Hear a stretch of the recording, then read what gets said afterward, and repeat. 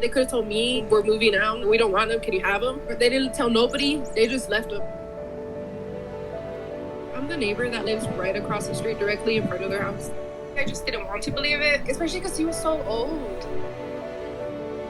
To them, you're everything. That's all they know, that's all they have. I would look over and you can just tell he was waiting for his owners to come home. For any car movement, he would look up.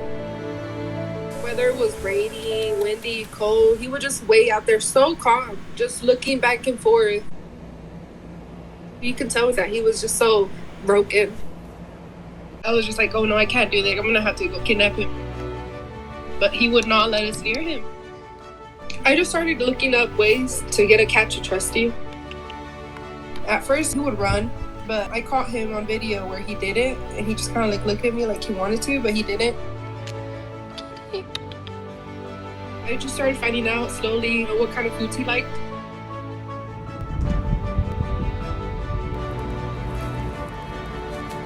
He had no issue coming over here and eating as long as it was by himself, but I wanted to get close to him. I wanted to get near him and touch him and talk to him.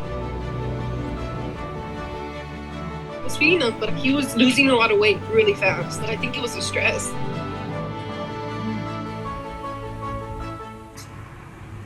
So I was gaining his trust so he can come live with me, but also because I wanted to take him to the vet.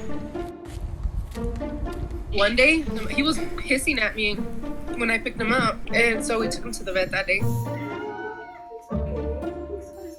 So I told him, go ahead and just give him all the shots then. I was like, I don't know how long it's been since he's had them. I told him do blood work too, like, because I want to know what kind of stuff he needs.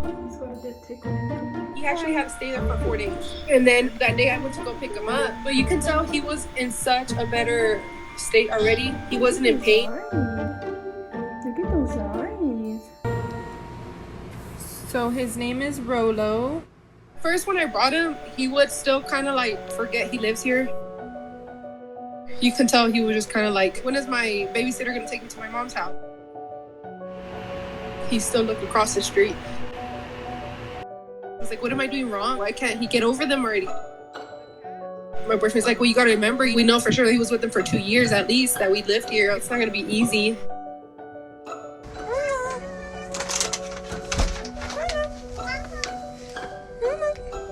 I just started talking to him more.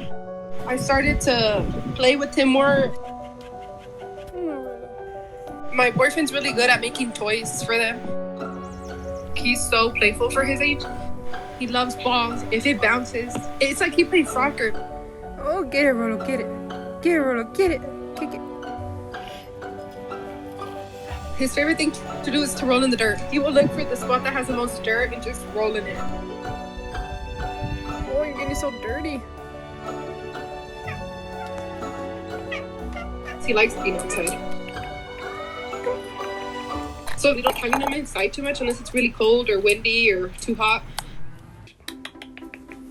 He's not used to being picked up. No, you're not used to being picked up. You don't want to go outside, Rolo. It's ugly. You hear that? We moved out the dryer and washer we put in the kitchen, and we made that room for him. That room he can come in and go as he pleases.